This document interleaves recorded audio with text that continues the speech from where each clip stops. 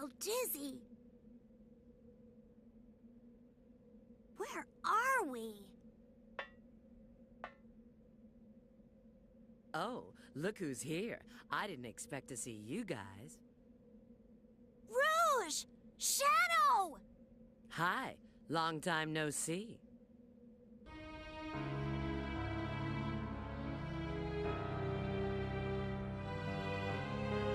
This is the distant future, far removed from our own timeline. The future? Then that means Eggman's machine can control time! Eggman's got some nerve dropping us here. Now, how can we get back to our own time? You need a space-time rift, but this requires a lot of energy. I see. You mean using your chaos control will... Yes, but that alone is insufficient. Okay, Shadow. It looks like we need to work together. One broken snowboarding section was not enough. Welcome back to Let's Play Sonic the Hedgehog, and I'm starting to question whether the fun is really being had. Or, at the very least, who is having the fun. This is part 7, Crisis City. This is the level that was included in Sonic Generations. If you played Sonic Generations and not Sonic 06, you'll probably recognise a lot of the stuff that's sort of happening in this level, and the enemies as well in that game are taken directly from this stage as well, so good on it. So this is the point where the story has basically just gone crazy and said, okay, time travel. I'm surprised it doesn't go and say aliens, but that's because we're not playing Shadow's story. Yeah. Basically, this is like the part of the game that all the critics really panned. There's like elements of destroyed Station Square in here, you know, like spiritually it feels like the same idea. Jumping between rails is a bit difficult in this. You can't just tap and jump like you can in Sonic Adventure 2, you know, the good one. You can't even switch rails like in that. No, you did the thing in the wrong direction. I hate you. I hate you. Minor technical difficulties there. We're fine. Yes.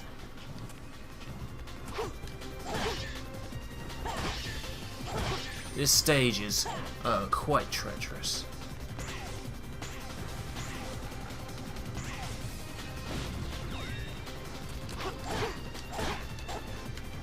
Okay, that's not what I asked you to do. That's fine by me.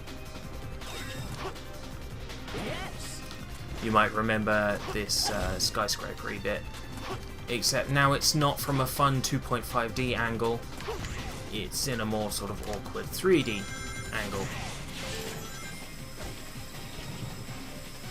It's like in Generations, they basically kept the feel of the level alive, and that's fine. I don't really have much to say. This would be a good level if it wasn't a bit crap in places, which is basically this game defined. Now, you can do super well, you can get like loads of lives and really do well in this game, and even not collect all the rings in that scripted section. And basically, there's one part of this level right at the end that defines whether or not you get an S rank, and it's very big. What? Okay. You all saw that, right? Okay, moving on.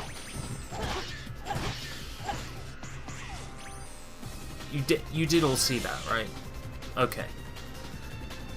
Just making sure I didn't make that up. And we should be in the next section if I... No, not yet. Now. Well, yes, let's do a whirlwind section, because the one bit I remember from Shadow the Hedgehog, therefore the one bit that made a lasting negative impression, was the level that was inside a whirlwind. That was fun. Let's repeat that. This is where the... shitting balls. This is where the shitting balls in Sonic Generations is from. Yeah, there goes my 215 rings. This wasn't even the bit I was talking about that consumes lives. But thinking about it, it is a bit that consumes lives.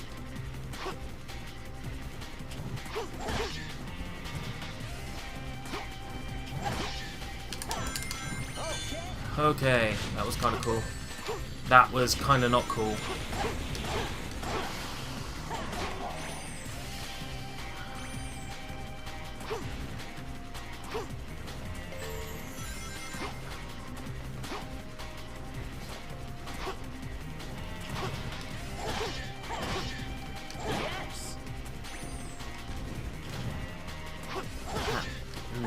And that to that. Not bad. Don't know if you noticed it, there was a billboard. A billboard with Chow in space on it. Nice touch. Okay, this is the famous why did you do this to me? Why is this in the game? Whose smart idea was this section? It's basically one of those Mark Speed sections you remember from Wave Ocean, except it's incredibly broken, and there is a whirlwind behind you that can chase up and swallow you, and oh yeah, it deposits cars in your face. Oh, and in good old classic Crash Bandicoot style, you can't see where you're going. That tornado's carrying a car. Good fun. You know, I remembered those were the most fun parts of Crash Bandicoot and the most fun parts of Mickey Mania, you know, when you were just running towards the camera and couldn't see shit. You remember those? Good fun. Not. There are actually some parts in Pepsi Man that are like that, and I deliberately avoided mentioning those sections because I was like, if I mention these, I'm going to say negative things about Pepsi Man. I don't actually want to say negative things about Pepsi Man because I like Pepsi Man too much. Too much, that's why I did 2 videos. Well, I managed to get past bullshit section number 1. It's time for bullshit section number 2 in a moment. When the tornado deposits more cars in my face. And you really can't plan for these. There we go. And this rank is going to suck. Also, the game slows down here because the tornado is creating a lot of slowdown. So I'm just going to mash A and we're probably going to be around a B rank. Not great, but whatevs. Yeah, B rank. I mean, I can live with that, but yeah, imagine having to play through the whole level, get an S rank, and then die on that section and end up with a B. I've been there. I felt that pain.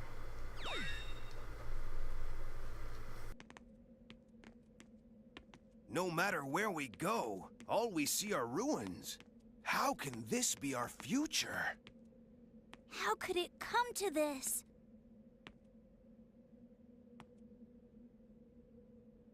Could it be true? If I eliminate that guy, will our world be saved? The day of disaster. Here are my records of this event. This was when Iblis was freed, and his flames were released into the world.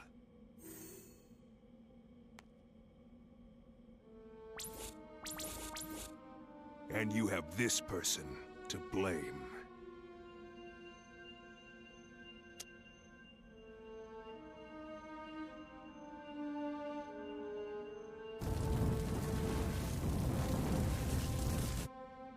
I see it! So that blue hedgehog's the ablest trigger? Blue hedgehog. I'll send us back in time to the point when the Iblis trigger was alive.